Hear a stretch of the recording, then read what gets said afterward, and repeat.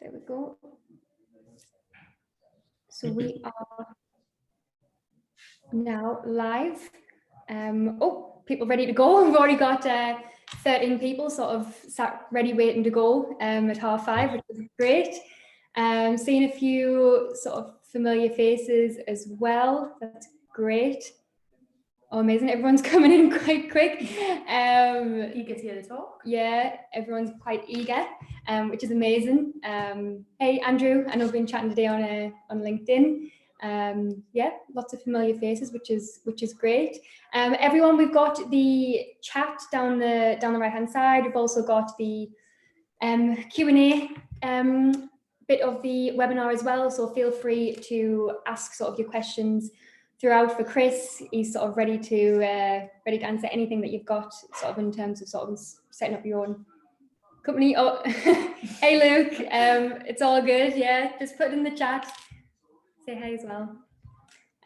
So if anybody who doesn't know who I am as well, so my name's Lucy. I'm the DevHub North manager, and with me today we've got Ellie, who is my co-host for today, ready for Chris's webinar.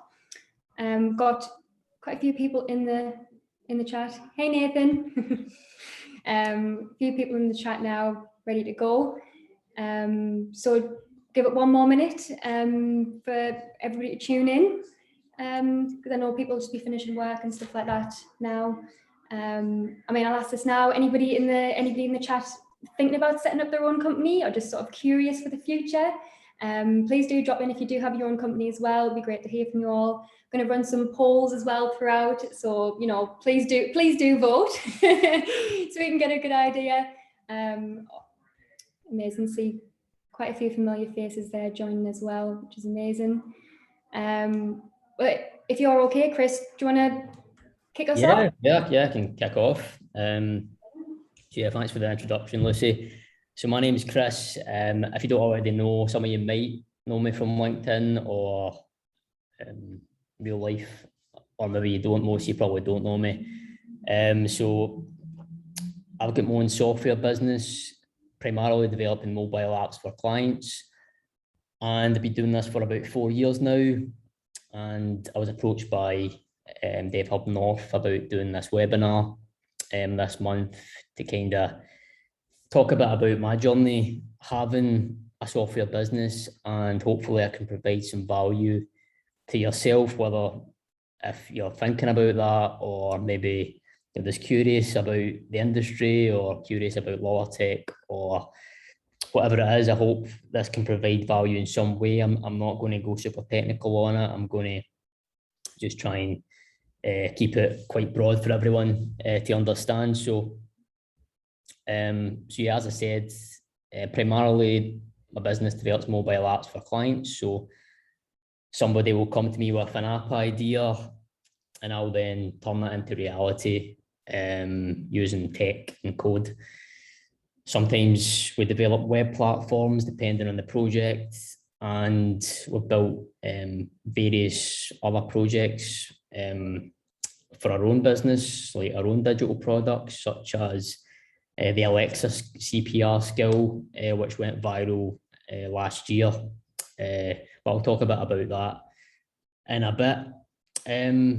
But in order to get a better idea of how I kind of found success as a software business, and in order to paint the full picture, I'll take you back to my kind of the beginning of my business journey, which started in high school. So in high school, me and my friend Andy had our own radio show, and we done it at lunchtimes in the cafeteria, and it was great. We enjoyed it and playing music, and everybody loved it. We realised that we could probably do this at the weekends at parties and get paid for it. So that's what we've done, and it meant saving up a little bit of money, buying some speakers, and then kind of advertising ourselves on social media and generating kind of customers through like gigs and doing various parties such as 60ths, 18th parties, engagement parties, you name it, we were doing it. And as time went on, you know, we'd find new ways of getting clients. I learned a lot just in high school, like doing that, and I done it in university as well. Just Googling how do I get clients, like starting off like very basic, and then putting our business on Google, putting our business on like the Yellow Pages, Gumtree, paid ads on Gumtree.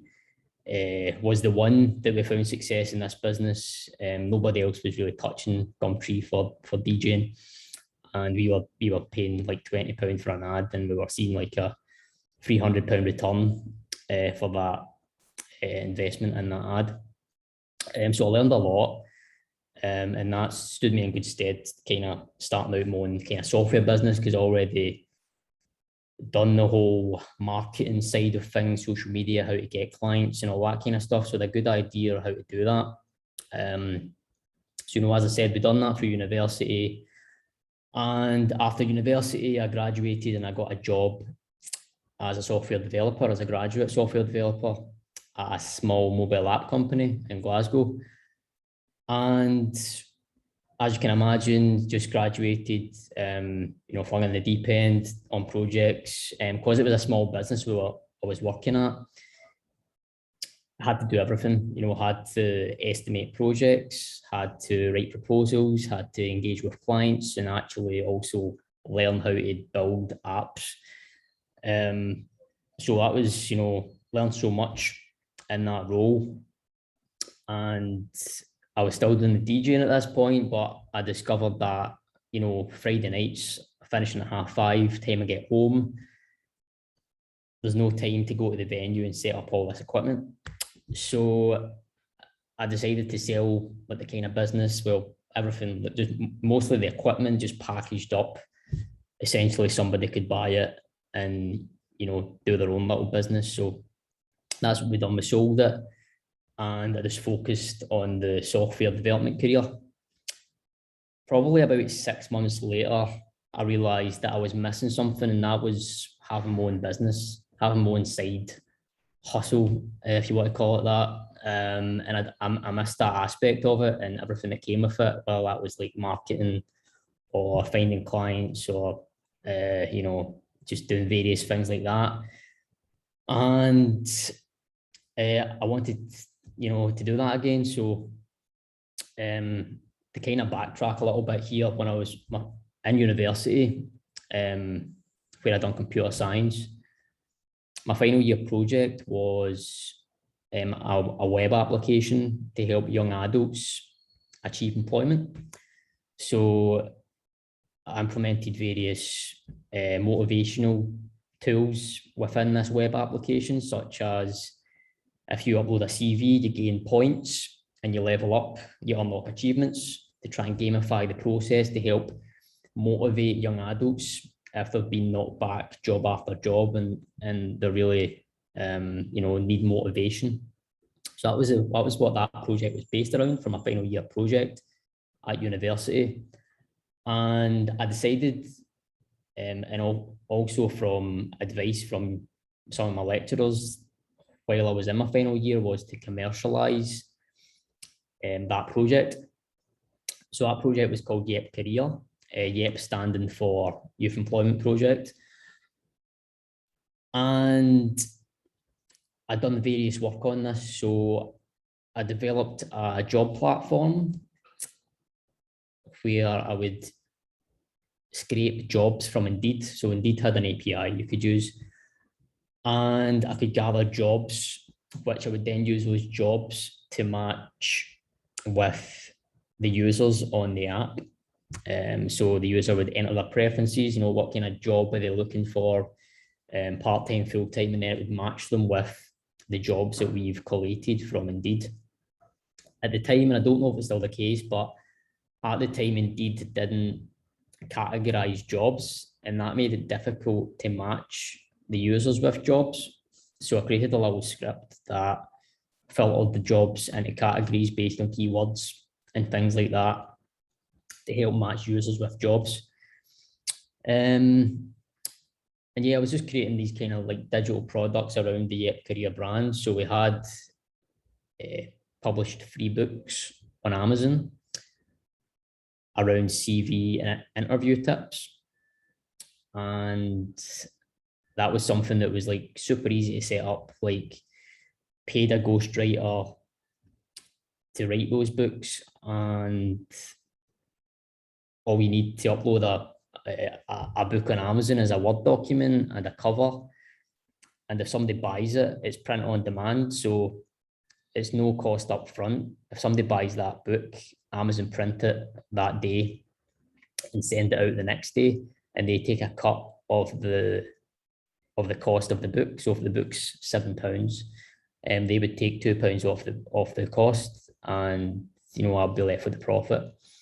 So we still have those books to this day on Amazon, and we still make revenue off that. So that was a kind of good thing to get set up, and it's one to think about when you're creating kind of products. Like, could you do anything else to create revenue streams? And in terms of that project, that was why I created the business. Like, that's the logo there. So Lawlor Technologies was originally created to front this suite of Yep Career products.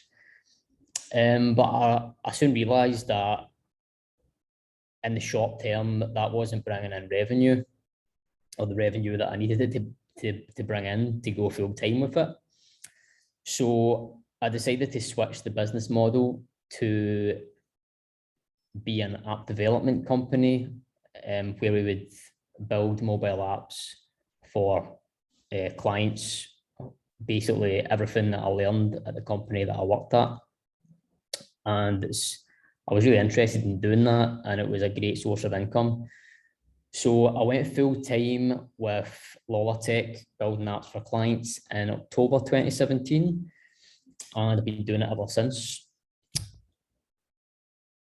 And we've shelved the Yep Career suite of products just now, just because the time it would take to make that a recurring revenue in terms of the app and the platform.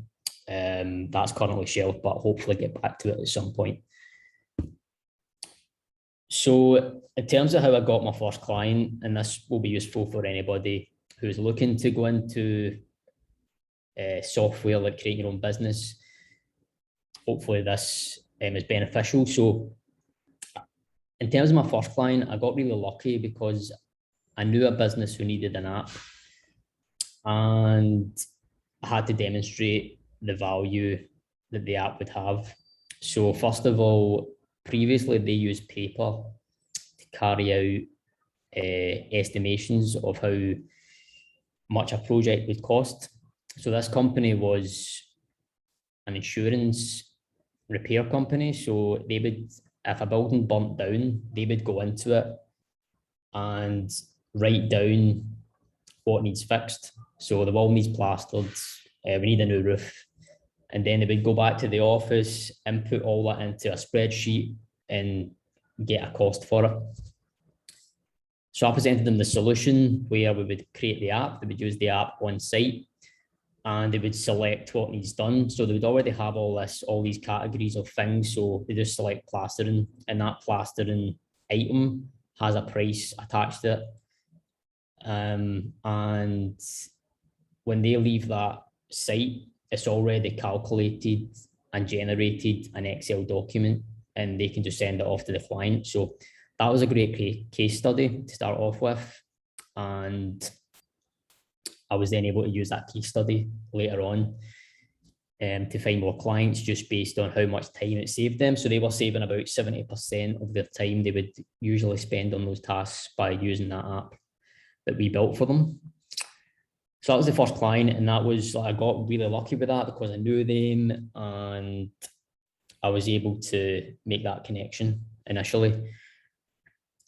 Second client was probably the better example in terms of a blueprint and how I would go about finding your first client. So at the beginning, I would take it 6 months at a time. So first client, we'll make, like, that was fixed cost project. So you're saying £10,000 for the first client, and that's going to see me for the next 6 months. So I can put myself on a payroll for the next 6 months, and all the business expenses are going to be covered for 6 months. But before that 6 months end, I need to find another client. So basically, after I'd done that project, I had to get marketing and finding leads for projects. One of the things that I'd done was I implemented an integration within Slack. So I don't know if you're familiar with Slack, but Slack is a team communication tool that is predominantly used in the tech space, but also other industries, kind of like Microsoft Teams.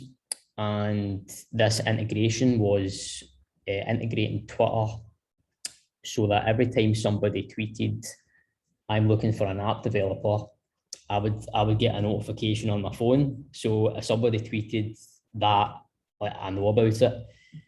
And to be honest with you, probably 90% of the tweets were people looking to hire somebody as an employee, as opposed to looking for like an agency or a freelancer. But one that did stand out for me was somebody who had Scotland in their Twitter handle, and that was Chest, Heart and Stroke Scotland, which is a charity based in Edinburgh, and they were looking for an app to help people who've had a stroke. And that interested me because I've always been interested in that digital health scene, and it's where I want a business to focus on in the future, or at least have kind of a section dedicated to that. And I approached them about it and had a meeting with them, and I gauged their budget, and I knew I could do it within that budget, but I knew there was other people in for this. There was other people who were putting proposals in for this app, and I'm just starting out, like one-man bands competing against like bigger fish. And one of the things that I knew my competitors wouldn't do was create a prototype. And I created a prototype on Adobe XD. So basically, it took me probably a day or two, a day and a half to create this prototype. And I knew my competitors weren't going to do that for free because they're a lot bigger. They can't justify that risk. Maybe some can, but I basically took the requirements and I put it down and visually represented that they can actually use. So the prototype, a week after the first meeting, I sent them a prototype, basically exactly what they wanted. And it's the quote about people don't know what they want until they see it. And, you know, I still stand by that. And I believe I wouldn't have got them as a client if I didn't go that extra mile and do that interactive prototype. And some people, you know, might not be design savvy or know how to use Adobe XD or a Vision or anything like that, but just giving them something that visually represents the idea that's in their head so they can see that and be like, right, that's what we want. And that would be my kind of blueprint in finding your first client, because it's difficult if you don't have a portfolio, if you've not got any projects behind you. If all your projects were when you were working at a company and you can't show that work off because it's like NDAs or whatever, you know, a good way to really show value is doing a little prototype at the beginning. And I don't really do that now because I've kind of got that portfolio and, you know, I'm kind of chock-a-block with work just now, so I'm not like looking for clients a lot. But yeah, it's something that I would recommend doing it if you're able to, if you've got that skill set. That will definitely, if you can show somebody what they visualize, then you're on to a winner. Other than that, there's also grants out there. So research and grants, or funding that's available.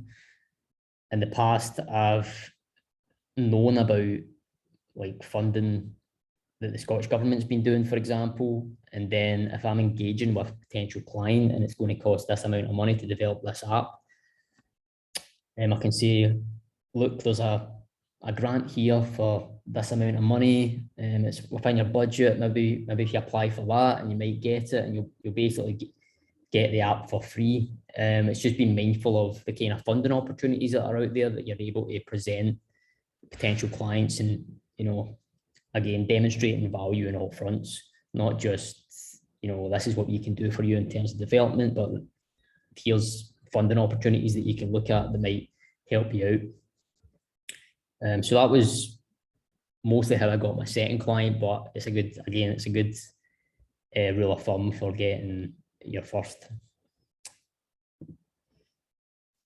So as I mentioned at the beginning, we built a Alexa skill for CPR back in 2018, not long after I started the business. And how I tend to come up with ideas for digital products and stuff is I try and think about what things are going to look like in about 5 years' time, and try and implement that today with the current tech that we've got. And I was thinking about Alexa and home assistants, and I was doing some blog posts for Lawlor Technologies about Alexa, and I was thinking about how is that going to be used? How could that be used positively in the household? And what sprung to mind was, medical emergencies where it takes time for people to, if an ambulance is coming or whatever, that takes time. And like CPR was something that I just kind of thought of, like that's something that, some people might not know how to do that. And it's a lot quicker to ask Alexa how to give CPR than it is to try and Google it. And like find the right link that has that information. So I built this Alexa CPR skill. It was just like one weekend. I just decided to do it when I had some time, and that was it. Probably had about 50 downloads in total in the whole year it was out, and I didn't really market it or anything. It was just like a kind of passion project that I wanted to do. And then in January 2020, a paramedic discovered it, and they videoed it and they put it on Facebook.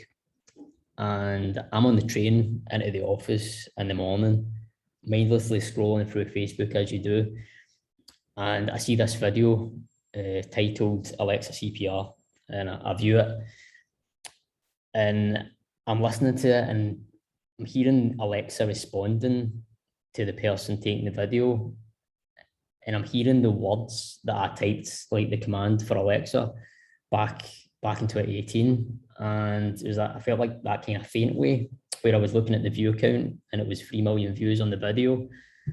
So I was like, this is a bit surreal. So when I got to the office, I jumped in and I went on like the kind of analytics, the Alexa analytics, to see how many. So I hadn't looked at it in over a year. And this is the screenshot on the page here. And it was 96,000 downloads in the past week that I was completely oblivious to until I seen that video. And everything just kind of snowballed from there. I had Amazon phoning me, the Alexa team at Amazon phoning me, asking me to make some amendments to the description and stuff. So I was like, that's fine, I'll do that. And, I had my friends messaging me, like, by the way, that's on the first page of Reddit. And also it was like a really surreal experience for something that I just done one weekend, and I put it out there. And it just kind of came out of nowhere, just randomly, that it went viral. So, that was good for a couple of things. Number one, it's a good feeling having something that's a positive impact on people in general, whether that's, using it for the first time and just listening to the instructions and then like understanding, all right, okay, so that's how you give CPR. Not necessarily using it in an emergency situation. That was never really the purpose of the skill. It's mostly educational based, but hopefully people have took something away from that and learned how to give CPR. off the back of it. One of the other things added into it was 120 beats per minute audio track. So after Alexa gives you the instructions, it's like a drum beat, so that you know what rhythm to do the compressions at. So I thought that was one of the things that should have been in there. So I added that in, and it's been had a good response from like the ratings and stuff. So that was an interesting experience, and it's a super basic Alexa skill. It's only one command: Alexa start emergency CPR, and she just takes over. It's not like a more complex communication. It's just one command, so that made it simple to build. So that was the CPR skill, and obviously I got some PR off the back of that, which doesn't hurt, and it's kind of good to talk about it as well. So let me come back to the app and software development side of things, and how to go about pricing a project. Might be preaching to the choir here, but if you've never done this before, or you're just interested in how it works, then I'll just kind of go through it. So first and foremost, when you're having that initial conversation or the second conversation with a potential client, it's important to gauge the budget. So in the past, I would go away and I'd price up a project, not knowing that the potential client didn't have the budget for it. Sometimes people don't know how much an app costs. So it's first and foremost kind of educating and saying, by the way, it's going to cost ballpark like this amount. Do you want to proceed, etc. So try to gauge the budget at the beginning. Always helps. It can either be a fixed cost project, or it can be like an ongoing thing where you're getting paid like at a daily rate, like for a period of time, like an ongoing contract. How I started out with the first two clients that I mentioned, those were both fixed costs. So that's how much it's going to cost, this is how much it's going to take, and when it's done, that's it. But what I would recommend is remembering to do add in like a maintenance contract, because it will need maintained over time, and it's also recurring revenue for your business. So even though it is one and done, you know, you're still earning money every month. So in terms of actually estimating a project, it's based on daily rates. So it's about breaking down each task into small tasks. So you've got a login screen, and you need to develop that on the front end, you need to develop that on the back end, you need to test it, and it's estimating how many days each or hours each little task is going to take, and then you're able to accumulate all the tasks, how long it's going to take, and then times it by a daily rate, you'll get the price. In terms of a proposal and like presenting this time frame and cost to a client, it can be time consuming. I've spent days, like 2 or 3 days working on a proposal, because a lot of it is research. Maybe you'll need to integrate a certain technology that you've never integrated before, or you need to compare two different integrations, like which one is best and why, so you can present that to the client. So it can be time consuming, and that's why I say if you can gauge the budget at the start, then, you know, before you actually start a proposal, on average, the proposals that I write are 15 to 20 pages long. So you can imagine that can be time consuming, but over time, as you do more proposals, you'll build up a bank of proposals where you'll be able to pick and choose features from previous proposals. So a client comes to you, they want an app, and one of the features is like a search engine, and you've already done that in the past in a proposal. So you've already got the description for that and how long it's going to take to do that. So you can have these banks of proposals that you can then reuse and reuse different parts of it in the future. Automating it as much as possible, something that I use to help automate the proposal process. You can't automate the full thing because it's bespoke work. So you'll need to write like custom features and how that's all going to work. Most of it you can't automate, but I use a tool called PandaDoc, and I've got templates for like a mobile app. I've got a template proposal for a web app, API, a content management system, a web app with an API, a mobile app with an API.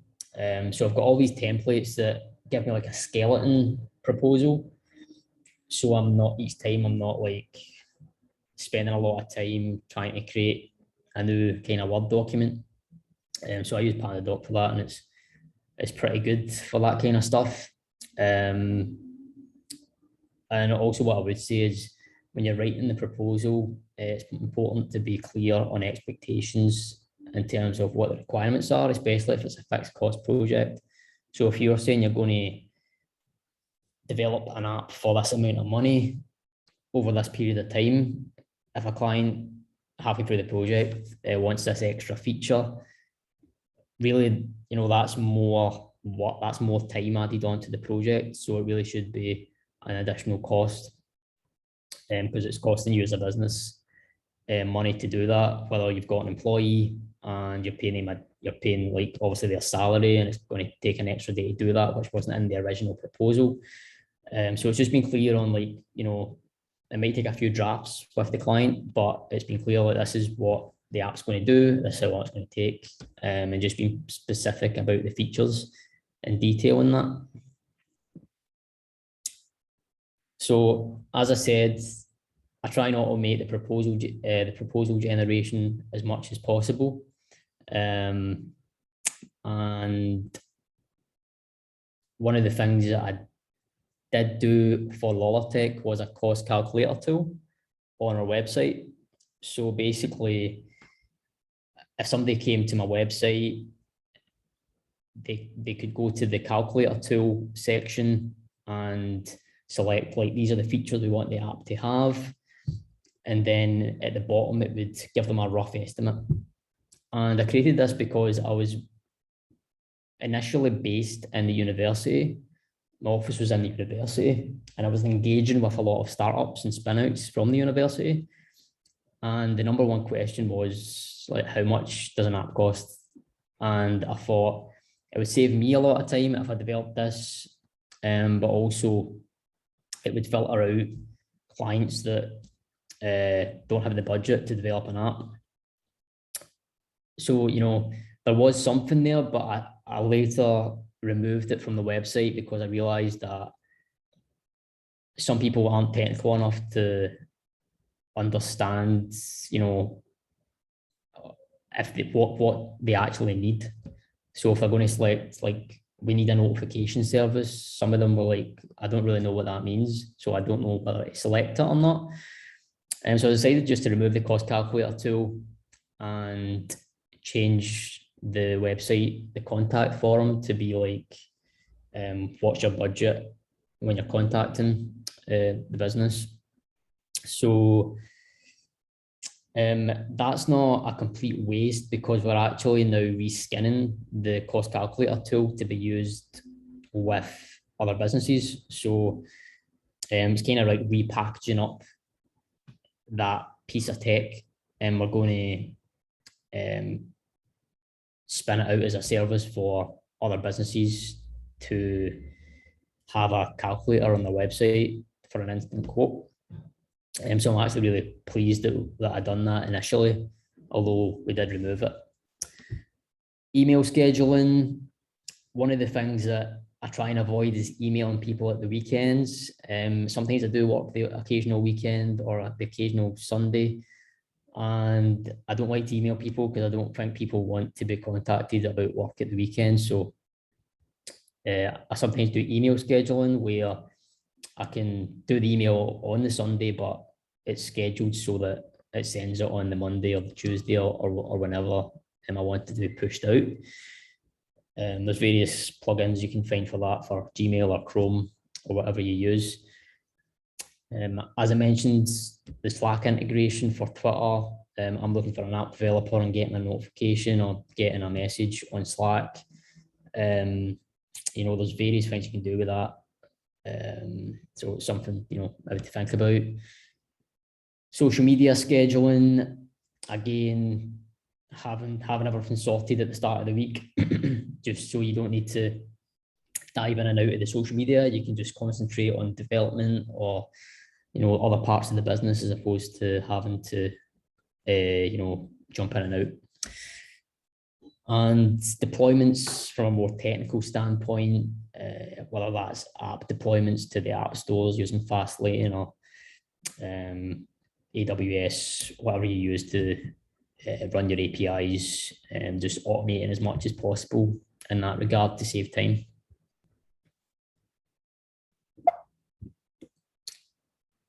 So as like a software development company, it's not only limited to the one revenue stream for development. There's other things you can do to create new revenue streams, and I recommend it because it's good to kind of diversify your business.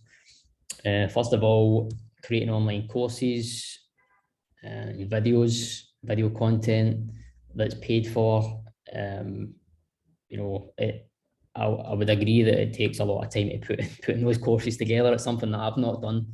I've not implemented any online courses, but I do see the benefits from it.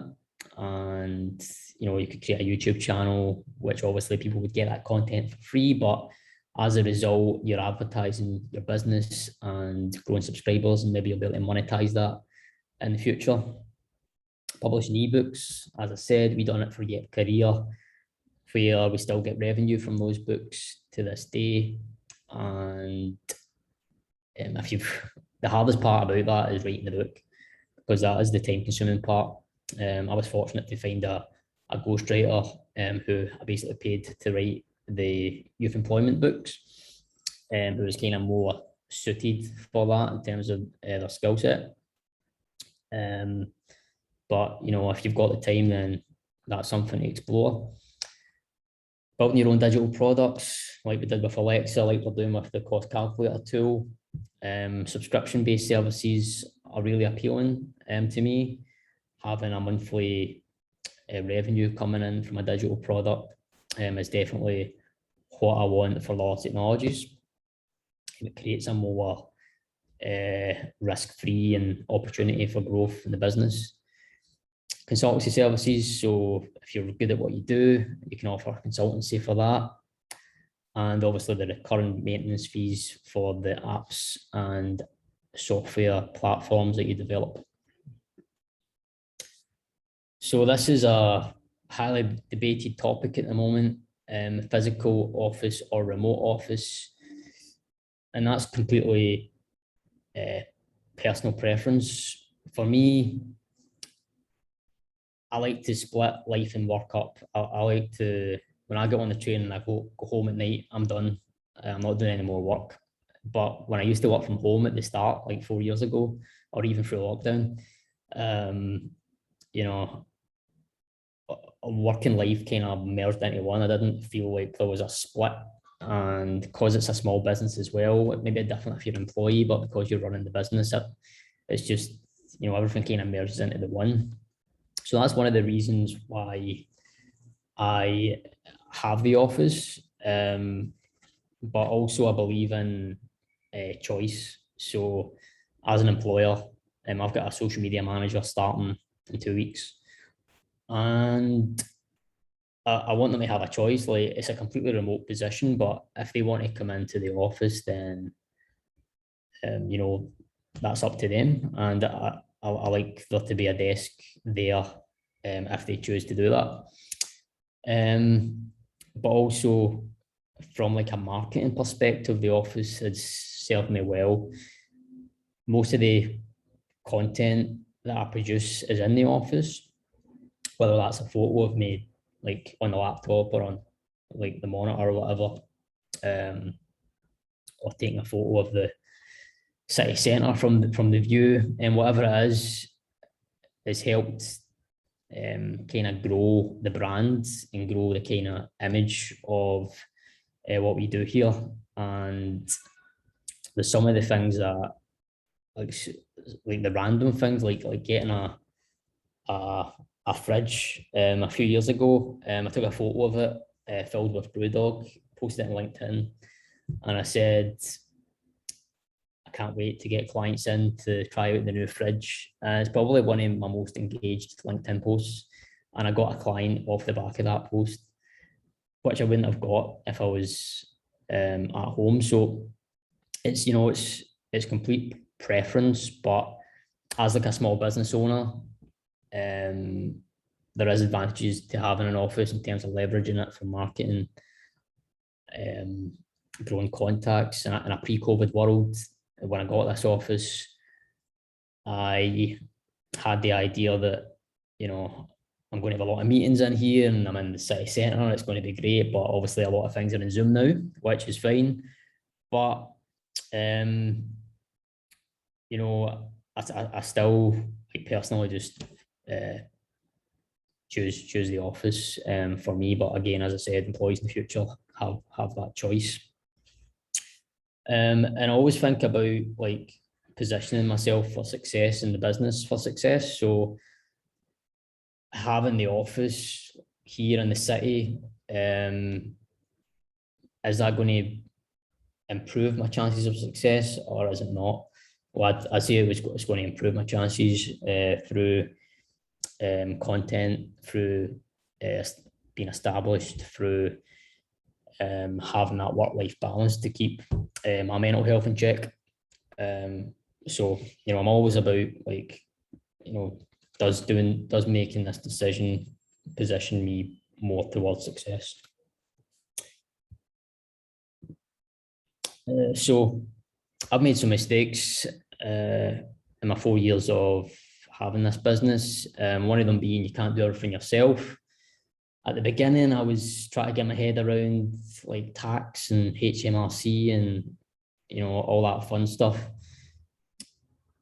And then I realized that I was spending a lot of time like doing that kind of admin stuff where I would actually be saving money by paying an accountant to do it. And it was just a weight off my shoulders just to have that peace of mind that that's getting done correctly. And yeah, just outsourcing some stuff and delegating things that, you know, is not your skill set. Just like focus on what you're good at and that'll help grow the business. Working in return for equity is something that I've done where I've worked on an app for free and I built it with the idea that I would own an X amount of equity in that business. And you know, it's probably something I wouldn't do again because there's a lot of risk in that and a lot of, well, obviously I'm not getting paid for it. So it's priority wise, it wouldn't be my number one priority over paid work, and that would get neglected a little bit. So yeah, something that I probably won't do again unless it's like a really good opportunity and I'm not like really busy with Lawlor Tech building apps for clients. Another thing I would say, spending time wisely while working on the business. At the beginning, I was going to all sorts of workshops, finance workshops, marketing workshops, when I really didn't need to. It was just kind of, I thought I had to do it when I was starting the business and I was wanting to learn all this stuff. But yeah, it's just really deciding like what is actually the best route to go down. So going forward, a few exciting things happening for Lawlor Tech. Recently teamed up with the Strathclyde Hot Air Balloon Society, and we've got our logo on the hot air balloon for the next 10 years, which is basically the lifespan of a hot air balloon. and that's going to tour the UK and beyond over the next 10 years. We've got like social media handles and stuff on there, and it's a bit different, it's a bit out there, but it's always something that I've like, not hot air balloon is something I've always thought about, but something like doing something different is something that's always been kind of at the forefront, and something just to kind of, you know, differentiate ourselves from our competitors. TEDx University of Strathclyde is also a partnership we're doing, aligning the business with more knowledgeable entities such as TEDx and the University of Strathclyde. And as I said, we're launching this new tool for businesses, the cost calculator tool, and I've really made that custom so it's easy for me to jump in and make changes based on the business. So, you know, inputting the brand colors and the logo and stuff, and some of it is bespoke in terms of the calculation to get the end result, but I'm really looking forward to getting that out there. And also growing the business, that's a big one. You know, as I said, social media manager starting soon, and yeah, it's creating these recurring revenue streams, like the calculator tool, that helps you grow and helps you take on more people, and that's the plan going forward. So just kind of to conclude here, I've got 5 tips, and I gave these tips to like a talk I done a few months ago, but I thought it would be useful just to give them here as well. And this isn't really limited to tech businesses, this is just like in general. So my number 1 tip would be provide value. And if that is through development, then, you know, it's demonstrating that this app's going to cost, you know, for example, £30,000, but it's saving the business £40,000 a year in man hours. So, you know, it's providing it, first of all, demonstrating value, and then providing it in your solution. Number 2, make noise. This is something that a mentor at Strathclyde told me, and it really stuck with me ever since. Like, just make a lot of noise. He said if there's one thing that I can give advice on, is make a lot of noise, and I've just been doing that ever since on social media, and that's where I've got more clients and more work from that piece of advice. Number 3, mistakes are valuable and cannot be bought. So, you know, if you're a billionaire, you can't buy like another man's mistakes for like 5 million. You need to experience that in order to learn it. And, you know, you might feel that if you made a mistake, that's time wasted, but actually you've learned something there, and you'll know not to do it again. So that's why I would say mistakes are valuable.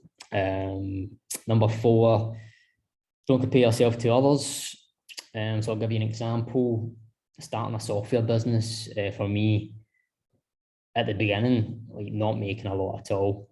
I could have went to a bank and been a software developer and earned a decent amount, but it's not what I wanted to do. And, you know, all my uni friends, that's what they went to do. They went to work at a bank and earn a big paycheck. But it's easy to compare yourself with that at the start, but sacrifices need to be made sometimes. And yeah, just don't compare. Everybody's on their own journey.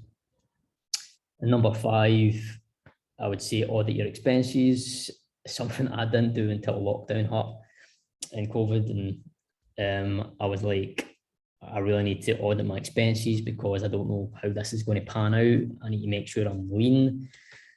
And I really should have been doing that since the start. to be honest, but yeah, it took kind of like COVID and lockdown to really wake me up in that regard. So yeah, that's a couple of tips. You know, I hope this was valuable in some way. If you're starting a business or if you are just interested in that kind of tech scene. But yeah, thanks for listening, and I guess we'll just jump into the Q&As. Lucy, are you coming back for this, or do I just kind of go through this? Yeah, just go through. We've got some questions in the Q&A chat just down the bottom. Cool, yeah. And you've got some in the normal chat as well, so you've got them over the table. Cool. To make your life more difficult. No worries. So, got a question here. Do you recommend native or web apps first for clients? It really depends on the project on that one. I've had people approach me saying that we've got an app idea, and it's turned out that I've just said to them, it'd probably be better suited if this was a web app. There's advantages and disadvantages to both, but it really does depend on the project itself.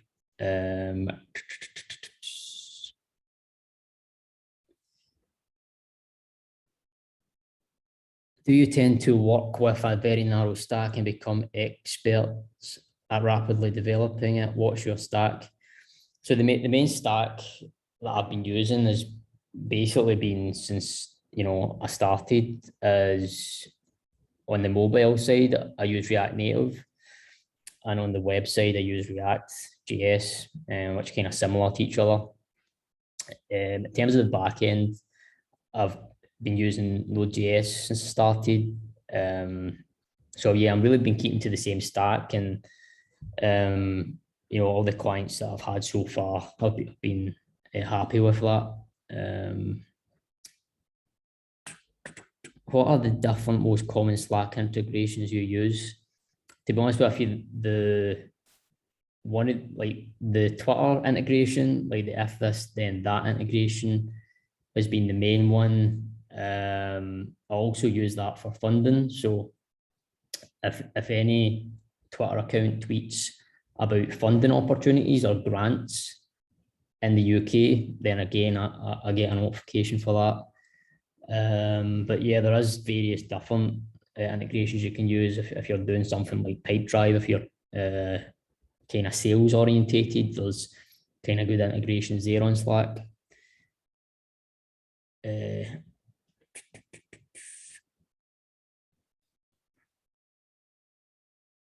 What was the process like with the ghostwriter you mentioned? How did you get your ideas across and review the writing?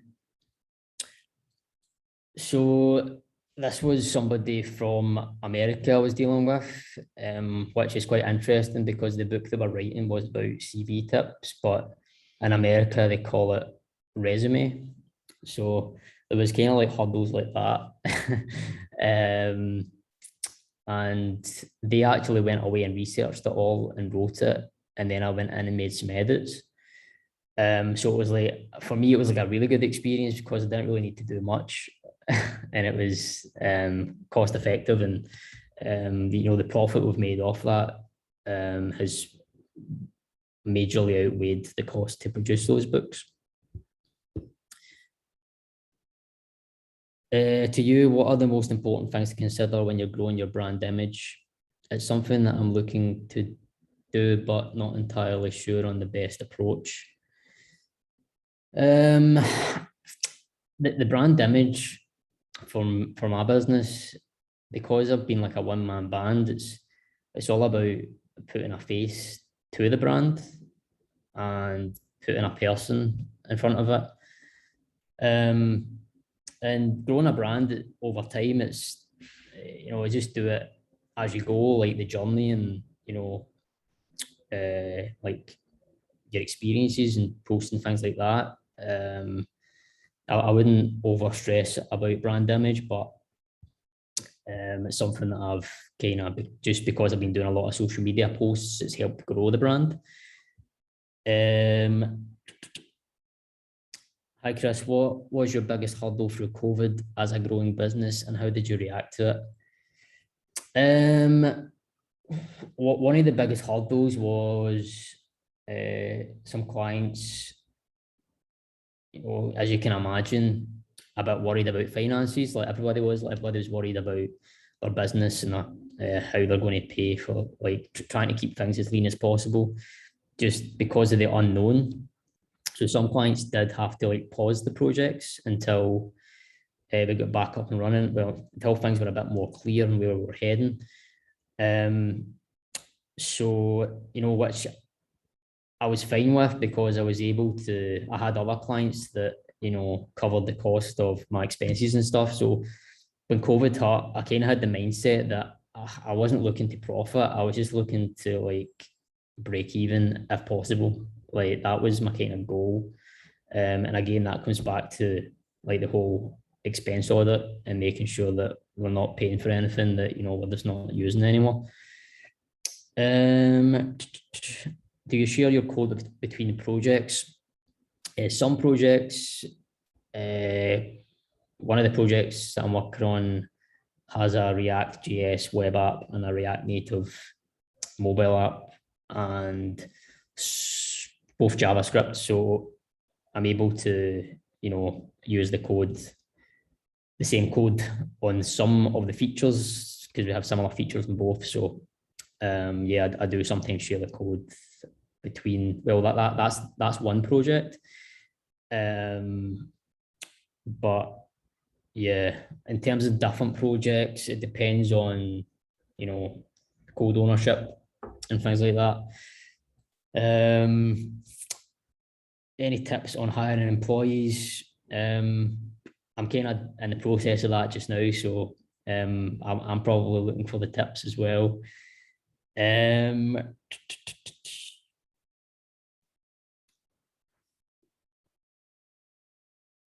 rate £600 a day, 10 to 20 week project, £60,000 budget the client requires. Are they surprised by this? I think that's like a scenario. So are they surprised? Would they be surprised if I said it was going to be 30 to 60,000? I think that's what you're asking.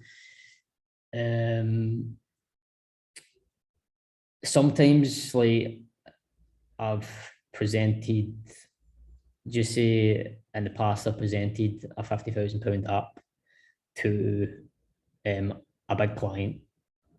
Sometimes, like, even big clients like are surprised by it. And as I said, it's about kind of educating at the start and just kind of walking them through, like, this is how much it could potentially cost.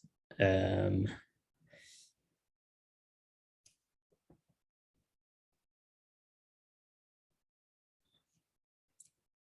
me jump on the chat to see if there's. Yeah, I think there's been one more question in the Q&A by Luke. How do you find competing with the larger agencies? Then we've got a few more in the chat as well, Chris. Cool. Larger agencies, various competing factors for me. One, obviously my overheads are a lot lower, so I charge less than my competitors would. One of the difficulties is not having the resources to do bigger projects. So one of my competitors might have like loads of employees, like loads of developers, but if it's a big project, I can't compete with that because it is just me. Like if the project requires like 4 developers working on it, it's just impossible for me. So that's a challenge, but that's more project based than competitor based, I guess. And yeah, I guess like doing things like the prototypes and stuff, I would do the prototypes for free if I felt like it was worthwhile and it was a like educated risk. And yeah, it's that's really it. I think I've kind of lost my mouse here. Oh, there's it. Let me jump into the chat.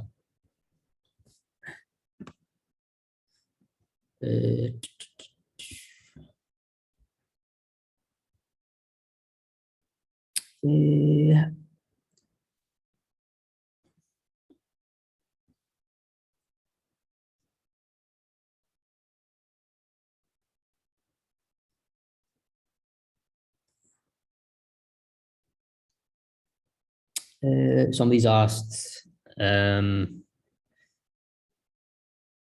is there a specific service you would use to bid for contracts? Yeah, something that I've not really done. I've looked at the kind of government contracts and stuff, but the process seems a bit laborious in terms of bidding for these contracts, and kind of what's worked for me so far is, you know, advertising, we build apps, and through word of mouth, through LinkedIn, or, you know, whatever it is, we find work.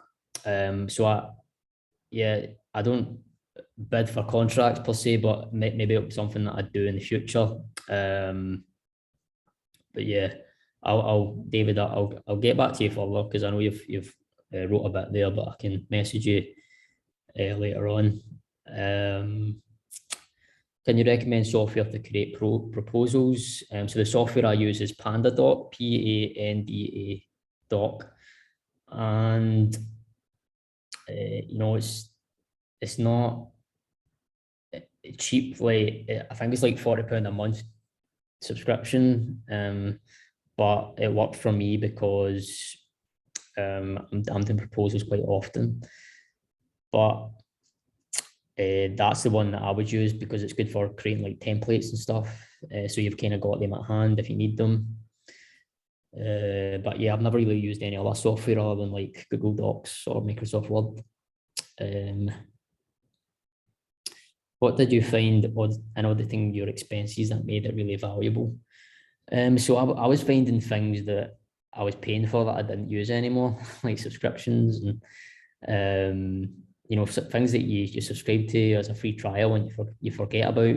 But now I audit my expenses a lot more closely on a monthly basis as opposed to waiting for a pandemic to hit. But yeah, that made me become more lean as a business in terms of expenses. So I now know more about my numbers. Like, this is what's coming in, this is what's coming out on like a daily basis. So, you know, I'd recommend like that to anybody. How do you handle requirement creep on projects? Requirement creep,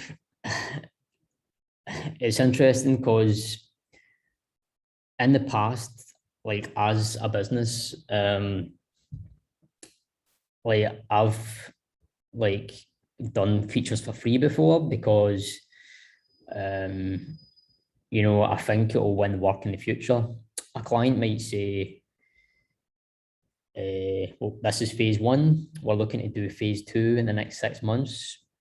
But in order to justify phase 2, we need to demonstrate that this works well. And sometimes that is adding an extra feature. And I've done that in the past, and sometimes it's not really, like phase 2 hasn't even happened. So so I'm kind of guilty of, like, I've been guilty in the past of like saying, oh, it's only going to take me an hour to add that feature in. The problem with that is you also need to test the feature. There also might be bugs with that feature, and then it just adds up and just adds so much time onto what, you know, wasn't even in the proposal. So now I'm more pushing back on it, and just like not in any bad way, just saying, like, you know, listen, it's going to take me this amount of time to do that, and this wasn't included in the original costing. And just explaining, like, you know, it's going to take testing, it's going to bug fixing will need to be done. So it's just kind of keeping an eye on the scope creep and just kind of trying to manage that a bit. Especially I found I've done a project where I outsourced some of the work to another developer that I know who has their own development company. And when you're paying somebody else to do development work, it's a lot more like scope creep is a lot more like risky because you're paying somebody else. If they say, right, we need this extra search functionality, then it's actually costing me money at that point because I'm paying somebody to do it. So it's always, you always need to watch out with that stuff. I don't know if I've missed any questions out.